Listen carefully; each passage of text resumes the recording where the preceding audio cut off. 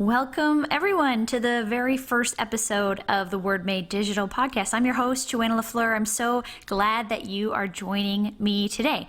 On the episode today, we have Carey Nieuwhof. If you don't know him, he's a pastor, he's a speaker, he's a blogger, a prolific blogger. He's an author of a few books, and also he's a podcaster. There's millions of people who have listened to his podcast, millions of downloads. And so that's really what we're going to be diving into today, the art of podcasting. And we're going to be looking a little bit at his latest book, Didn't See It Coming. It's available now. And the reason I wanted to talk to him about it is because I think it has something to say to creative people and to communicators. And it's looking at particularly the idea of becoming irrelevant as a creative when you get older. What do you do about that when you become irrelevant? And so we're going to be looking at this thing that we may not see coming, which is irrelevancy. And we're also going to be looking at how to get the attention of older leaders in our businesses and our churches by being just ridiculously good at what we do and how we go about doing that. So I hope you enjoy this conversation with Carey Nieuwhof.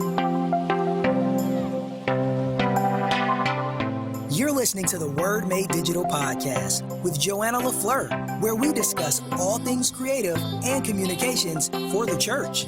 The church carries the best news in the world, so we want to help you be the best creatives and communicators in the world. Let's go.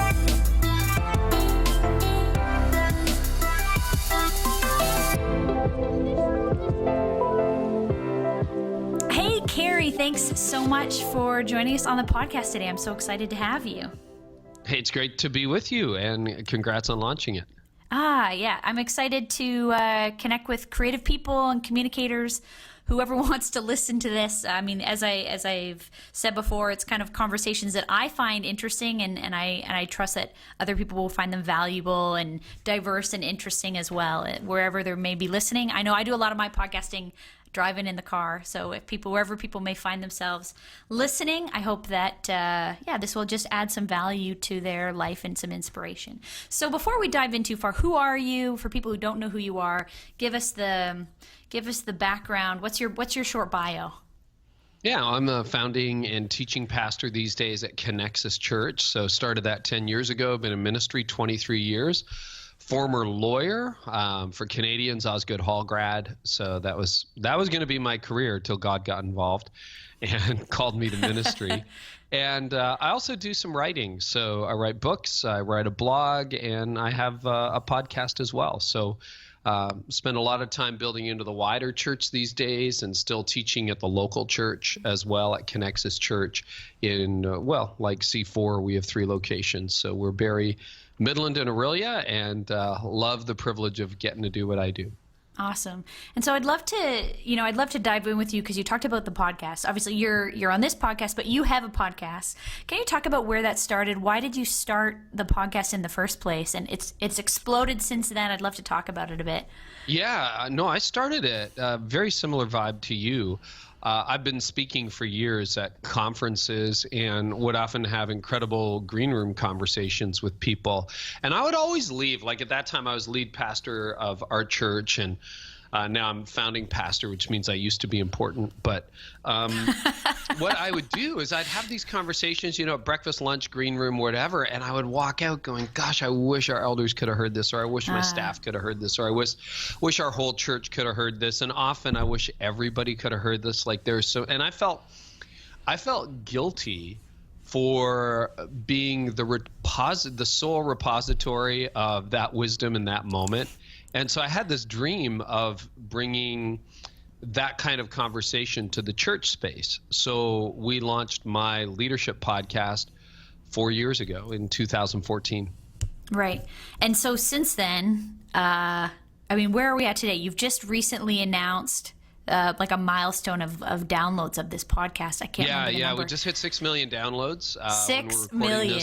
Yeah. Yeah, it's a little nuts. My crazy ambitious, this will never happen goal was 1 million. I'm like, maybe at some point 1 million. I'm like, dreams are long since exceeded. By the grace of God, 6 million downloads and counting. And we just hear from listeners every day, and have had the privilege of not only bringing conversations with people I knew to the air, like Andy Stanley was episode 1, and Andy and I had been in the same orbit for a while. But like meeting all kinds of people I never dreamed I would meet. Like, the year that we launched the podcast, 2014, one of the best books I read that year was Essentialism by Greg McKeown, and it may still be on my top 10 leadership books of all time. It's an incredible book, Essentialism, The Disciplined Pursuit of Less. And next year he was on my podcast. It's like, how does that happen? And so I'm incredibly grateful and very humbled by it. And it's just, Jordan Peterson, I was listening to an interview with him recently, and he said, we are in the midst of a massive communication revolution, which I would agree. But, the cost to entry is so low. Like, I have a team and a crew and the whole deal now. But like, I launched the podcast for under $1,000. Most of it was the microphone. Right. And, I still do it. I mean, I'm talking to you from literally the basement of my house. Now, it's a nice basement. I spent some time redoing the office a few years ago, but it's the basement of my house. And like that, you can get 6 million downloads for, starting out with less than $1,000. And frankly, I could have started for 300. Yeah. I just bought a good mic and a computer and a few people, and to see what God has done with it is humbling and inspiring and exciting. And the other thing is, there's no parameters. It is what you want it to be. And Peterson was talking about it. It clarified a few thoughts that had been in my mind. Like, if you're doing network television, which you and I have both done, or I was in radio 100 years ago for Toronto. You know what? I did radio too back in the day. Did you really? Yeah, I had a. What station? I never talk about this, but I was in Waterloo on a local Waterloo radio station when I was a university student, and I had a hip hop radio show late at night that nobody listened to. That's awesome. Yeah, a long time ago. I was on the Fan 590 before it was the Fan 590. Awesome. And I did traffic mostly, but they brought me in during the week and everything. And it was ridiculous. It was like the best paying job I ever had. It was incredible. They paid me a ridiculous amount of money per hour. I mean, back in the 80s, they were I think I can say it now. They were paying me $50 an hour. I have no idea why. In the 80s, and 90s. That's like I know, a few $100 that's now. like $5 million an hour now. That's amazing. And traffic consisted of sitting at One Yonge Street, looking out on the Gardner and seeing if it was busy, and then calling the OPP detachments to see if it was busy. And then literally, you want to know the secret to traffic in Toronto? I've never told this to anybody. All right, what you is listen to the 2 radio stations that actually have choppers, and you got their traffic report and turned it into your traffic report. That's how sophisticated it was. You're just stealing from the guys who can afford the choppers. Yeah, it is that simple. Now, of course, you have Google Traffic and the whole deal. Yeah. I mean, it's a tangent, then, but I always wonder what the point of it is. Nobody had them. Rich people had them, and so we had a traffic line, but like 3 people would call it a day because nobody had a cell phone. Yeah, I often wonder today, this is a tangent sidebar, but we still hear traffic reports all the time on the radio, and I just think like we can all see it on our own maps on our dashboard. I'm not sure why they're still telling us about it. I can see where the accident is and where it's going to clear up, but they still tell us on the news. Waze will tell you how to get around it. Yeah, but that's kind of old media, new media, right? Yeah. And back to Peterson's point, which I think is true, you make up the rules. Like, this is your show, it's my show, and you kind of control the message a lot more. And it got me thinking about self-censorship. Like, without anybody, nobody's ever told me on any channel you can't say that, but you kind of know what the parameters of, like, oh, this is network television, so I can't say X, or this is like a mainstream broadcaster, so I can't say Y. But on your show, you can do whatever you want, and the internet's the internet. Now, I don't think it's not like I'm swearing or anything on my show, but I know there are a lot of podcasts who do, but it's just like, no, subject-wise, what do you want to do? Where do you want to go? What kind of conversation do you want to have? So I think it's the Wild West, and I love it. Yeah, well, what do you think the difference? I mean, we talk about this being a very visual age, but podcasts, I don't know the stats. Maybe you do more than I do off the top of my head. But like the stats on people listening to podcasts is huge. It's exploding. tons, even just recently, I was just sharing with I was so excited, a new podcast listener, sharing with them all my favorite podcasts, real crime stories and all that kind of stuff. But it's not video, it's not Instagram, which is so visual. What is it, do you think, about podcasts that is connecting with people? I think what's changed, and this is probably a ripoff straight off of Audible. I think their slogan, or one of their ads, is that listening is the new reading, and I think that's true, because you think about globally, literacy rates are probably the highest they've ever been in history, and certainly in the Western world, they're very high. But a lot more people can read than do read. Do you know what I mean? Like, Yep. Some people are like, I want to read one book this year, which is awesome. And listen, reading's a struggle for me too. But podcasting is huge, and I don't have data on this, but I really believe that the vast majority of 25-year-old males, sit down and talk to a 25-year-old male, talk to a whole line of them, and see how long it takes you to find somebody in that demographic who does not listen to podcasts. And a lot of people with like menial jobs, or, I'm not menial, but you know what I mean? You're not sitting there writing or engaging with people. But if you've got downtime on your job, let's say you're cutting grass, or you're driving somewhere, or you're doing some kind of It's a physical job that your brain is not occupied. Yeah. Man, I know guys who have listened to 20, 25 hours of podcasts at work. Wow. And, there was at first when I launched my show, it was like, wow, that is a lot of content every week. And now nobody says that anymore. People are looking for episodes. And of course, while cooking dinner, while mowing your lawn, while cycling, running, walking, whatever you happen to be doing. So I just think it is hugely accessible. And Peterson's point, and I agree with him, is that, you look at traditional media, the longest you're going to get is 6 to 12 minutes unbroken on traditional media. And that's an eon. I think in many traditional media, you get 2 minutes here, 3 minutes there. You're fighting with 4 other voices to try to get a word in edgewise. And we've ended up reducing things to sound bites and really simplistic lines of thinking and combative lines of thinking. And Peterson said people's long-form capacity for long form is much greater than we thought. I mean, hey, when I started, I also blog. People were like, no more than 300 words. Most of my posts are 1,500 to 3,000 words. They get read tens or hundreds of thousands of times. And people have a really great capacity for long form. I've done episodes of my show that are an hour, hour and a half. Well, routinely they're an hour. Often they're an hour and a half. And I don't get complaints about length at all. I was going to say, do you measure the drop off at all? Just for example, relevant. Yeah. Maybe a better stats, but like Apple Podcasts just introduced some new metrics because, the critics or the cynics would say, oh yeah, you have 6 million downloads. What? Like people click, listen for 5 seconds and they're gone. So on my podcast, and I would say the average length these days is an hour to an hour and a quarter. We get an average of about 70% of people, or 70% of the episode gets listened to on average. Wow. That's an average number, which is astounding when you think about it. So now, contrast that to the Super Bowl. So, like 700 billion people watch the Super Bowl or whatever. Nielsen measures by a 10-minute snip. So if you turned on the Super Bowl for 10 minutes at halftime, you're one of the 100 billion people who watched the Super Bowl. So, I can give feedback to partners on the podcast, advertisers, and say, no, we've got engagement at like 70, some episodes 80, 85%. Wow. A bad episode is 45%. Wow. So that means that over half the episode to 80% of the episode is listened to in long form. And back to Peterson, he said, we have grossly underestimated people's willingness to think deeply.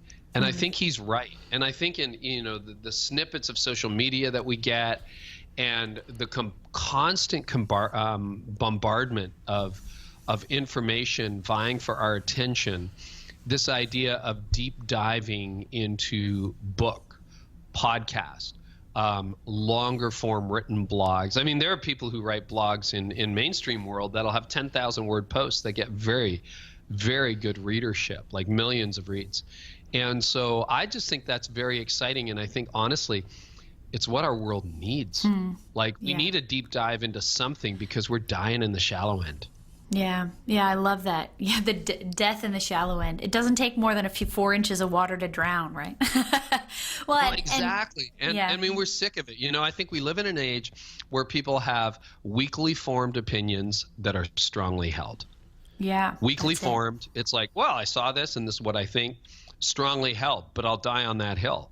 That's a bad combination. We need opinions, and we need thinking, and we need spirits that are formed in the depths, that are perhaps a little more loosely held. You know what I mean? Okay, well, this is to the core of my being who I am, but tell me about you.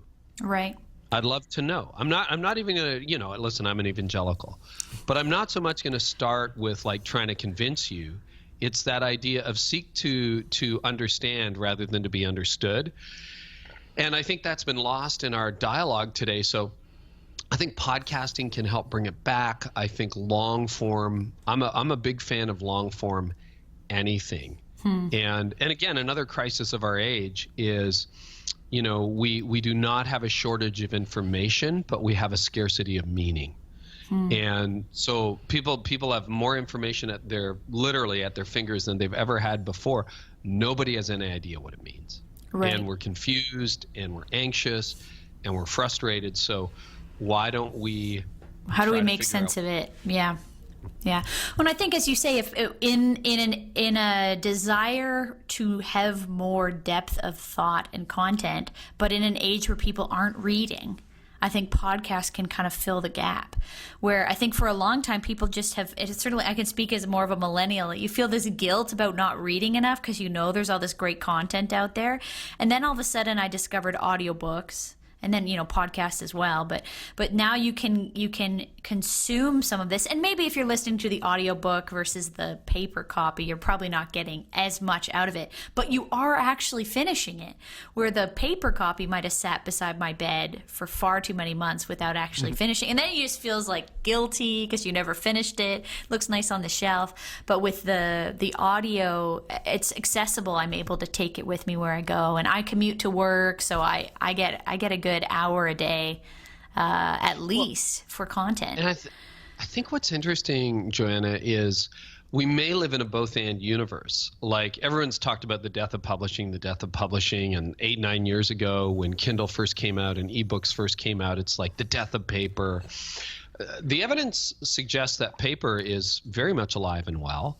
Yeah. It is actually as digital as I can be. It is my preferred form of reading. Books continue to sell well year after year after year. So I'm kind of hoping, and I don't have data on this, but I'm kind of hoping that it's a both-and universe. That, you know, for sure there's going to be some people like, I'm audio, all audio. But I think actually, and I'm not sure, there could be stats on this, I haven't looked them up, but it wouldn't shock me if people discovered that the amount of content overall in different forms has gone up, not down. Right. And I think that's very, very true among young adults. You know, if you're looking at under 30s, they're listening pretty deeply, and some of them are reading pretty deeply, and hopefully that's a good thing for our culture. Yeah. Well, and even, you know, my undergrad was a communications degree, and you know, I'd love to tell you off the top of my head who's the person who came up with this theory, but the basic theory of when a new communication technology comes out, the old doesn't go away, it just changes use. So the best illustration of that is when the television came out, people were saying, oh, it's death to the radio, because we used to all sit around, not you or I, but previous generations, they'd sit around the radio at night and hear a drama, and they'd get the murder mystery or whatever. They'd all sit around the radio, and then it became the TV as the place where people did more like that kind of narrative storytelling. But the radio, 100 years later, or 80 years later, it still exists. It's still, I listen to the radio almost every day of my life, and I use it for different things now than probably my grandparents used it for. So the medium hasn't gone away. It's just the purpose of it, or what we communicate off of it, has changed. And so I think that podcasting in some ways is like a revitalization of some of the form that radio used to take, that was replaced by television, then the internet, and then that digitization has brought it back into our phones, and we can carry that audio with us everywhere, which is exciting. Well, I think you have a good point, but you think back 10, 15 years, really before podcasts took off. I think the first podcast was 06 or something. So you go back to that era. Probably the longest form on radio was NPR or CBC in Canada, right? And what would you get? 20 minutes? Yeah. Of before the news came back. Yeah. Well produced, but 20 minutes, maybe 30 minutes in that form. And you look at that and everybody would say, well, that's a really short podcast. And so now, you've got Radio Lab, you've got all kinds of podcasts that are well produced, and then lots of shows that aren't big on production, but just really big on content that are long form. So I think it's a very exciting time to be alive. And really, the internet is extremely democratic. The internet doesn't lie, and it gives an opportunity for people who don't have millions of dollars and lots of connections to have a shot at things. And you can, Jordan Peterson, he threw his lectures up on YouTube, and he's a global sensation these days. Now, what would you say? In some ways you've answered the question, but to be practical to people who are starting out, you have kind of answered the question. I don't think it's too late. We're not oversaturated. You could still start a podcast. But what would you say to people starting out, where looking back at where you started till today? What are some of your best tips for someone who wants to podcast? Ask yourself why. Why do you want to do this? To have a podcast, it's like people who say, I want to write a book. It's like, okay, great. Why? It's like, well, why? Because you want to have written? A book is really difficult. And to ship I have friends who are like, I'm going to start a podcast. And you really impressed me at the beginning. You said, I have 12 episodes in the can already, and it hasn't launched. That is smart. A lot of people, they're 3 episodes in, and then they're like, "Oh wow, this is a lot of work." It is, okay. yeah. I've learned that so far. They miss a Tuesday or whatever. 4 years in, by the grace of God, we have never missed a Tuesday. Now there have been some 3 a.m. phone calls and some 6 a.m. phone calls, but we got it shipped. It was like, oh, Libsyn isn't behaving, or there's a problem on iTunes, but we've never missed a Tuesday. But dude, that is work, and so you have to be comfortable with that. And then why also pushes you toward personal motivation? Is it so that you can say, hey, I got 100,000 people listening to me? Is it because I find, hey, 6 million downloads, incredible. But I think if my goal was 6 million downloads, I wouldn't have them. I think the people who are like, I'm going to build a platform so I can build a platform, those are rarely the people who end up with a platform, because people smell it. People can feel that. And so why do you want to do it? So my heartbeat, is there vanity mixed in with all of us? Of course there is. There is in me too. I have to search my heart daily. Thank goodness for prayers of confession. But at the end of the day, my overriding desire, which still, I did an intro extra today for an episode, is I want to bring conversations that are fascinating to people. And so hopefully it's a goal of serving rather than selling. And then you think, okay, well, who do I want to serve? And I really started in the church space, and I'm in the church space, but I kept hearing more and more about business leaders who are listening. And so now it's kind of a split audience on my podcast, which is really exciting to me, but I want to serve them. I want them, sure, it's a free podcast. This is a free podcast, right? But if people are listening and they're like, wow, that was a waste of my life. I'm not going to get that hour back. They're not coming back. Right. And so you got to think about, how can I produce content that is really going to serve my audience, that actually makes them better, that helps move their needle, forward, move the dial just a little bit for them in whatever area that is. It could be fitness, it could be health, it could be faith, it could be, if John Thompson was going to do a podcast, your pastor, John's would be in the deep end of the ocean about some, fascinating conversation theologically. Yes. Right. And that's just not me. So, and it's not me, but there are people who would they'd be so excited to get that. Oh, absolutely. Yeah. And he serves It'd be that awesome. way. So I would really clarify your motivation, and then I would clarify the purpose, and I would clarify your audience. Who are you here to serve? Who are you here to help? And then just get ready that there are going to be days where it's a joy.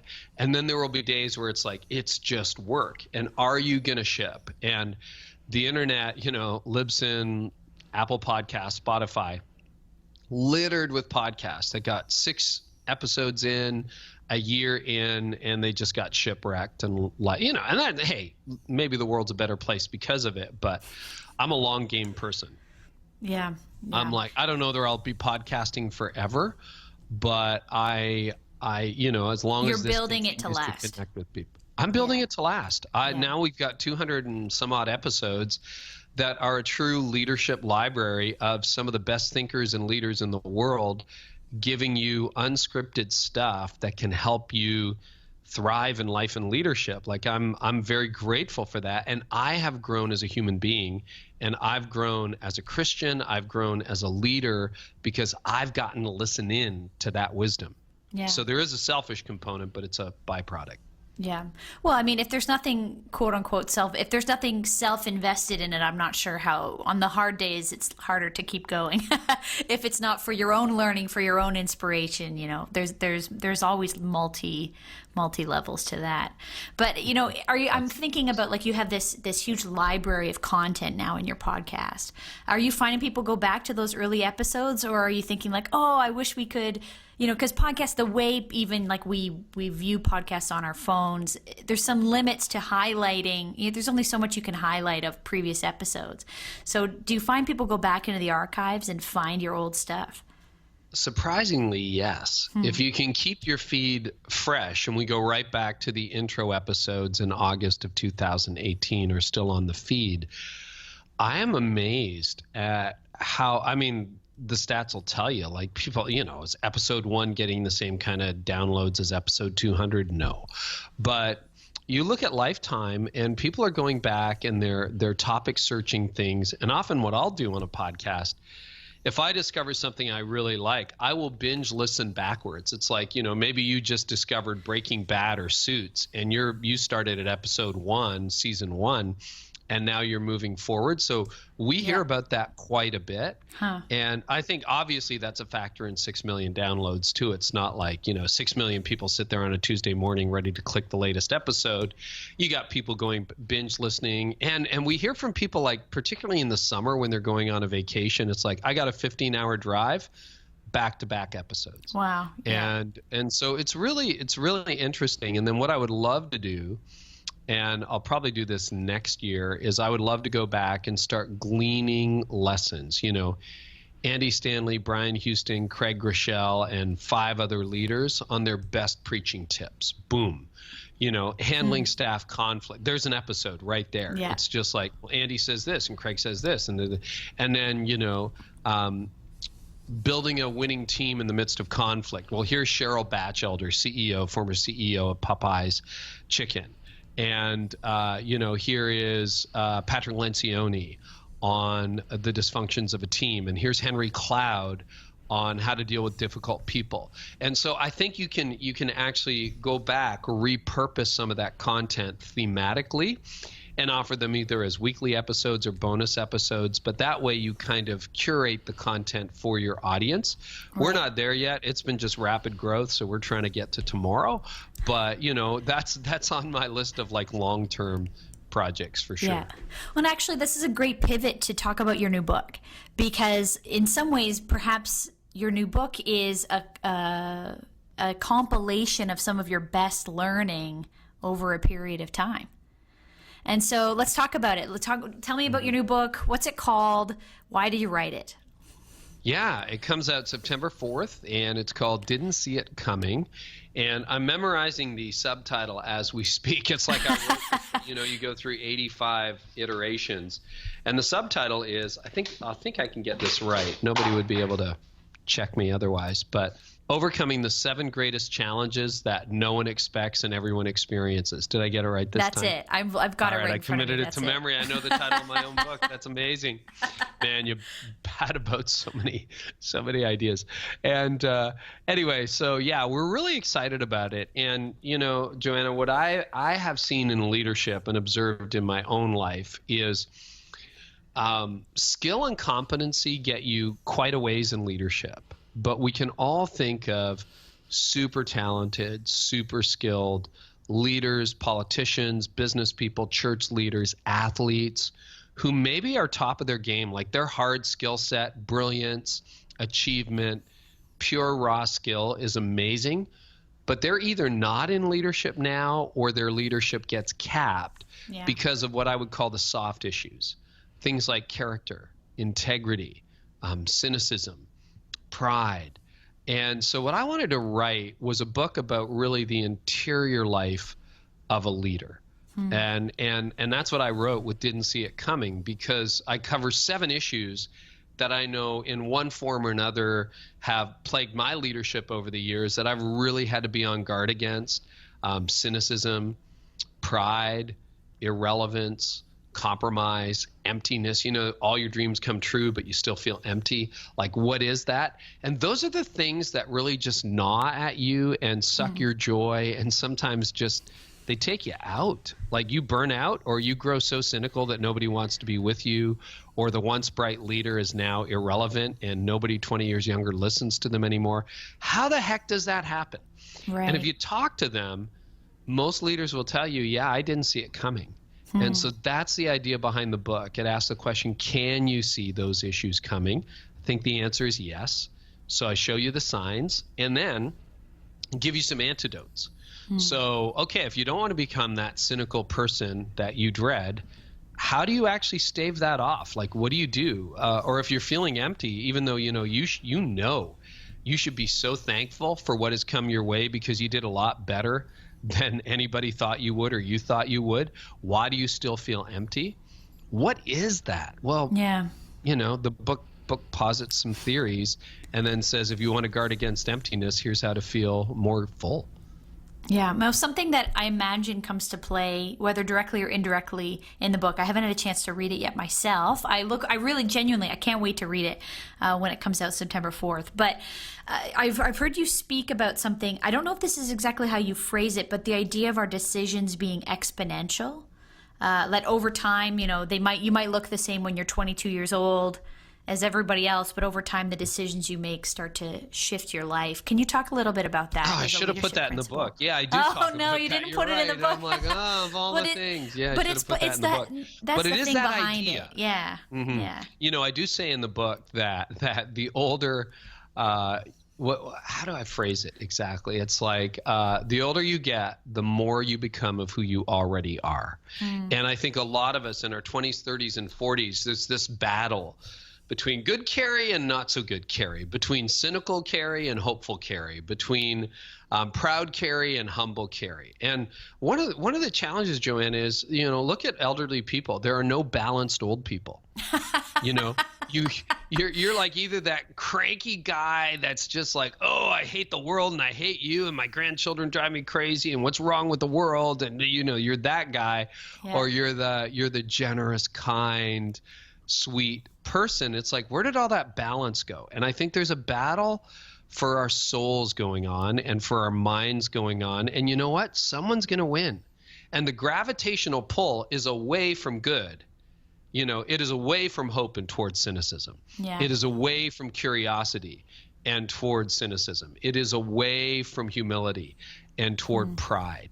And the other thing that's really interesting is you're like, well, am I a proud person? Well, I don't know.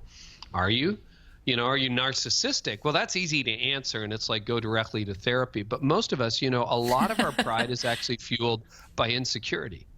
And when people have read that chapter in the advanced readings that have gone out so far, they're like, uh-oh. And pride shows up in so many surprising ways, like your unwillingness to give us an example of that. Yeah, unwillingness to share the spotlight. Unwillingness to give credit. It's like, no, I want to give this talk. No, I want my name on that project. No, I'd like a little bit of credit. And that is insecurity. That's 100% insecurity. And insecurity says, I'm not like, okay, if I don't look out for me, who's going to look out for me? And if you're an insecure leader, you are not going to push other people into the spotlight. You're going to want to be the smartest person in the room. You're going to want to get credit for the ideas, and you're going to get very uncomfortable when really sharp, really bright, really articulate people who are better than you are in your area of gifting show up. And if you want to build an enduring team, that's something you got to struggle with. Frankly, if you want to have a better marriage, if you want to stop competing with your kids because you know what, your son's better at that than you were and it drives you crazy, but you don't want to say that out loud. It's those issues. It's really that mental game that we play on a daily basis that I want to get into and didn't see it coming, because that is the stuff that undoes us. That's the stuff that it's like, you know, Grandpa, he just doesn't like all those people. That's eventually who you become. Yeah. And as opposed to being the person who says, you know what, I will gladly take the low place and I will push other people into the spotlight, which of course, ironically, makes you more valuable. If you can assemble talent and you can bring about other voices who are better than you have a more secure place in the future than you do if you're hogging the spotlight. Yeah. You're doing it. If I can go ahead. No, go ahead. It's fine. I was going to say, I want to give you good feedback. Like you're a great interviewer. And one of the things you do is you don't interject, you don't jump in all the time. And I found in my podcast at the very beginning, my wife and I were listening to an early episode, like single digits. And she just looked at me and as the way that only my wife can, she said, you talk too much. And she was right. And I try to cut myself down to 5 to 10% of an interview. Now, occasionally I'll bring on a guest. It's like, we're going to do a round table. So you go, I go, you go, I go, or we'll flip the mic, you interview me. But like on my show on a regular week, 5 to 10% of the airwave is mine. That's it. And you know what's interesting? Almost every guest, when we flip off the mic, they're like, wow, you can really interview people. And you made me say stuff that like I never talk about. And that's just shutting up. And now people are like, wow, you're one of the best interviews. This sounds so, we're talking about.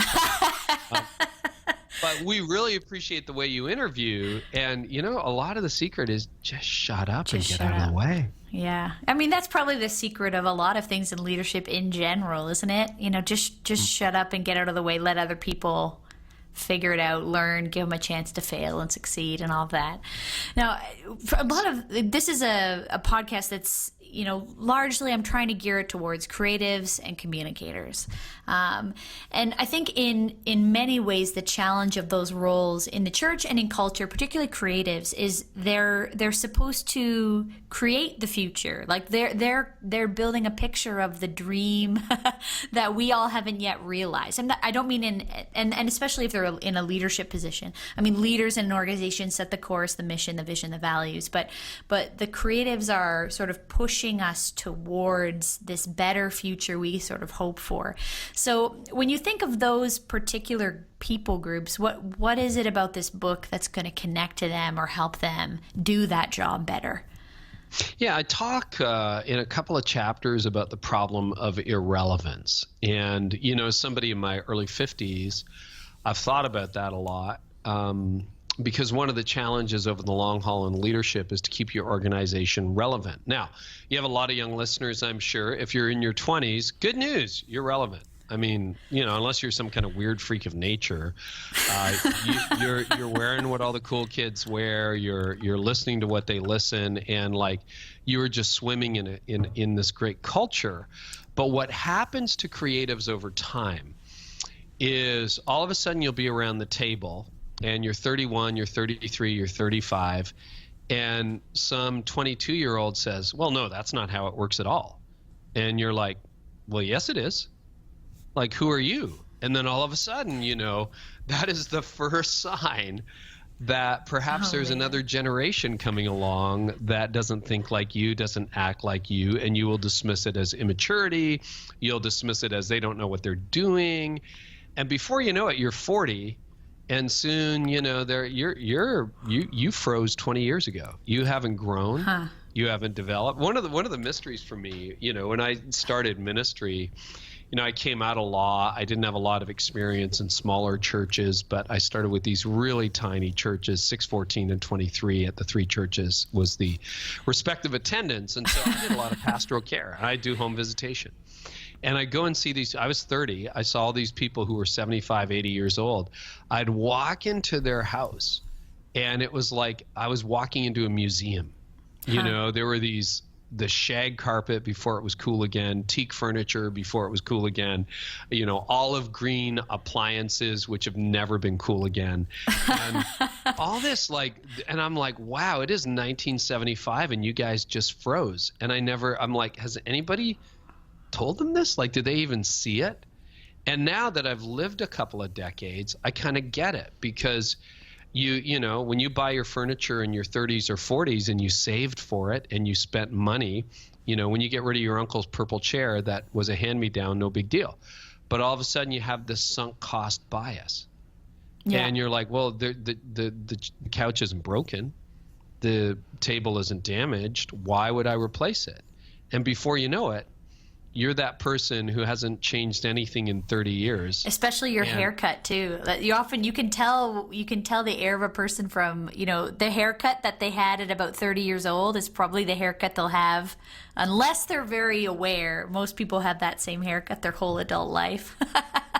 Mm-hmm. Were the women right. with extra blue eyeshadow up to the eyebrows because it was cool in the 80s?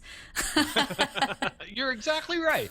You're exactly right. And you need people around you. Now, you know, we've all seen the 50-year-olds trying to pretend that they're 20. Sure. That's weird. But, you know, there's a certain way you can carry yourself at an age that's appropriate. And there's a part that's weird. And relevance, why is all this important? Here's why it's important. Relevance is permission to speak into something. That's all it is.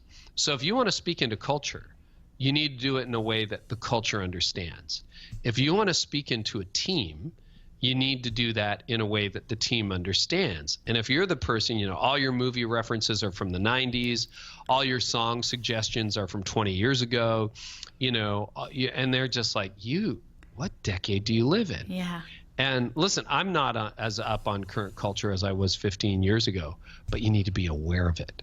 And you need to walk into that meeting, and you need to be, first of all, that's not my job at this point in my life. But secondly, you need to be aware and ask people, okay, what are you guys seeing? I was just literally, before we recorded this, in a creative meeting where I'm like, I know what I worry about and what I don't worry about. I want to know what you worry about. And there were all kinds of 20 and 30-year-olds in the room. And we just took a whiteboard full of their fears, their concerns, what their peers were looking at. I will speak differently on Sunday because I have their input into that. And if I just get up there and, you know, as a 53-year-old guy, it's like, well, here's what people worry about. Well, I'm going to miss the mark. And so relevance is the ability to speak into a situation or team or the culture. And if you become irrelevant, and that's a real threat for creatives. Yeah. It's a fear too. It's a big fear for creatives. You feel your age earlier, I think, in a creative. So I'm 32.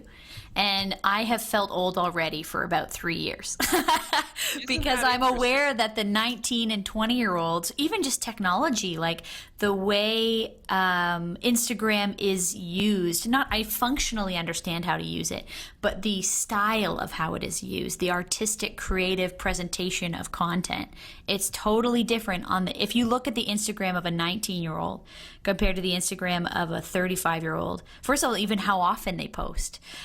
You know, the kind of thing that they're doing is totally different on the same medium. So you feel outdated quickly in my field. Isn't that interesting? Yeah. You know, and I wouldn't even know what those differences are. I get a ton of feedback on my Insta stories from like people under 30 because it's the most unfiltered part of my life on social. It's really the only part of social I personally enjoy anymore. And I'll do anywhere from 2 to 10 stories a day, Insta stories. And I you know, being you is really kind of cool because you can do that every single day. Yeah. And you can wake up and I'm like, well, I'm probably going to trip over something and make a mistake and say something stupid. I'm pretty good at doing that day in and day out. And I think there's that authenticity, which is so overused these days, but that kind of authentic self is a refreshing breath of air on social. The other thing I would say, which is really interesting because I did some research into this when I was writing Didn't See It Coming. But in terms of being dated quickly, 32, but feeling, oh my gosh, these 19-year-olds are a totally different generation, which is pretty normal. Most of us, our musical tastes freeze in our early 20s. They get hardwired in. So sure, you're probably not, if you're 32, you're probably still not listening to Britney Spears and Beyonce every single day. But, that was your high school soundtrack, your college soundtrack, whatever it happened to be. For me, it was U2 and then their later incarnation, Coldplay. But that kind of hard sets, or you're into hip hop or rap, your style of hip hop is kind of set in the 90s or the 2000s or whenever you hit that like early 20s window. Yeah. I mean, when I started university was Shake It Like a Polaroid Picture. That was like the song in my first year of university. It always stands out to me. I was that era. There you go. Yeah. And you see that style of music that you listen to over and over and over again, on constant repeat in your earbuds will probably shape what you think is musical and what isn't musical. Yeah. Which is why now when you listen to some stuff, if you're 40, you're like, well, that isn't even music. You sound exactly like your parents. Because, right? You're looking at some of the stuff coming up in Hillsong Young and Free or some of the, and you're like, well, that is, how is that even congregational singing? And you're like, oh, you're exactly like your parents, right? And here's the challenge in church work, all right? If you got a lot of church leaders listening, I said this at the Canadian Church Leaders Conference, just about walked off the stage and called it a day because it just read everyone's mail, right? We are a guitar and drum based worship culture. You go to Spotify, listen to the top 40. There are no guitars. Yeah. It's all electronic. It's all beats.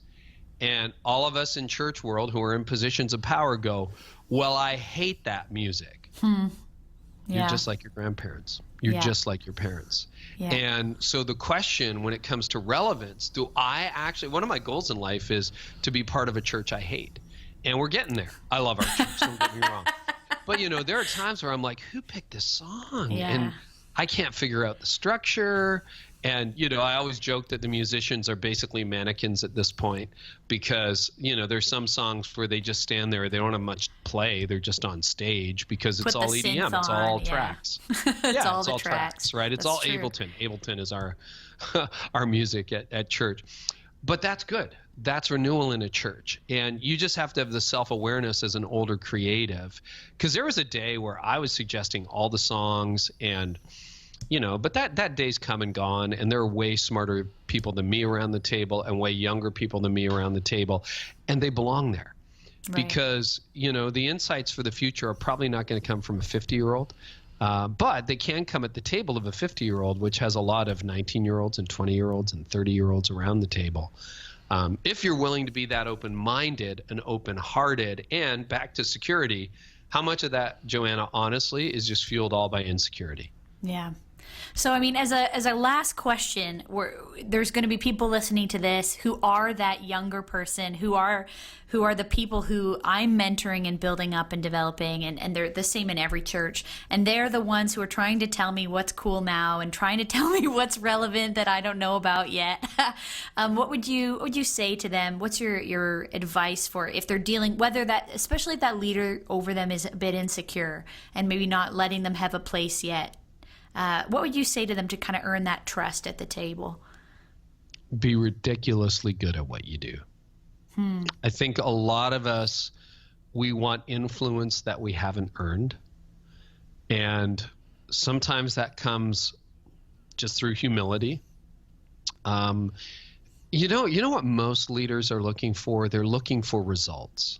And because of social, we think that, I'm just going to say what I think and that will win the day. Well, nobody really cares what you think. Nobody cares what I think. What people care about is, are you moving the mission forward? Are you helping us all get better?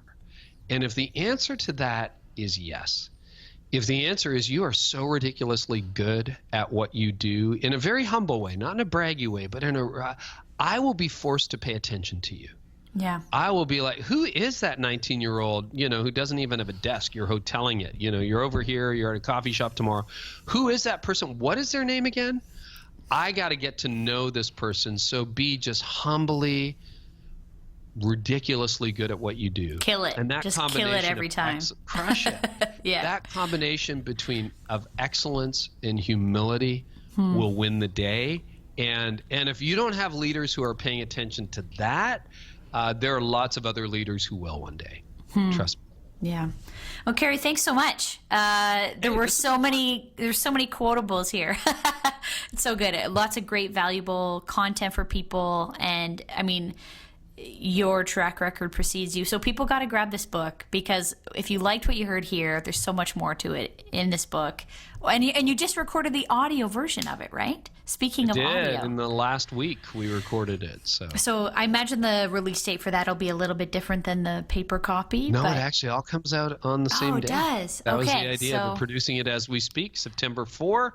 Awesome. 2018, they released the whole thing. So you can pre-order it now. And actually, if you go to didn'tseeitcomingbook.com, you can read the first chapter on cynicism for free. For the few thousand people who have read it in advance copies, they're saying apparently it's been reading their mail. So first chapter for free. And for younger people, reading your mail means reading their minds. It's like it's in there, and it's reading all your instant messages. Thank you for helping me stay relevant. Carey, thanks so much. Thanks, Joanna.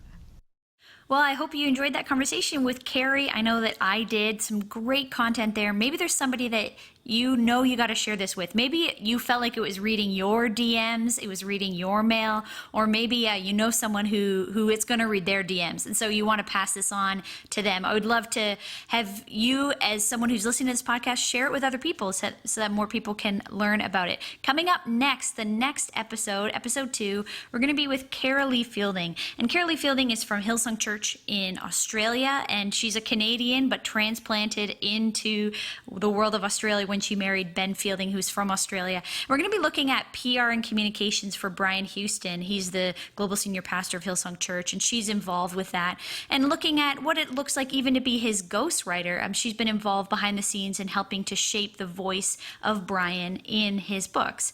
We're going to look at as well what it looks like to be the person in the couple who is more in the supportive role of the creative, who's going out into the world and doing creative work. So of course she's involved in all kinds of creative work and communication work at home in Australia, but her husband Ben, he's traveling around the world. He's a worship leader with Hillsong. He's a songwriter with Hillsong, even a Grammy award-winning songwriter this year for the song What a Beautiful Name. And so what does it look like for her as the partner who is at home while he goes and does creative work outside of not even just the home, outside of the country, outside of the continent, as he travels around the world, and she's serving in ministry at home and he's serving in ministry all over the place. So it's going to be a really interesting conversation. Join us next week for that. See you soon.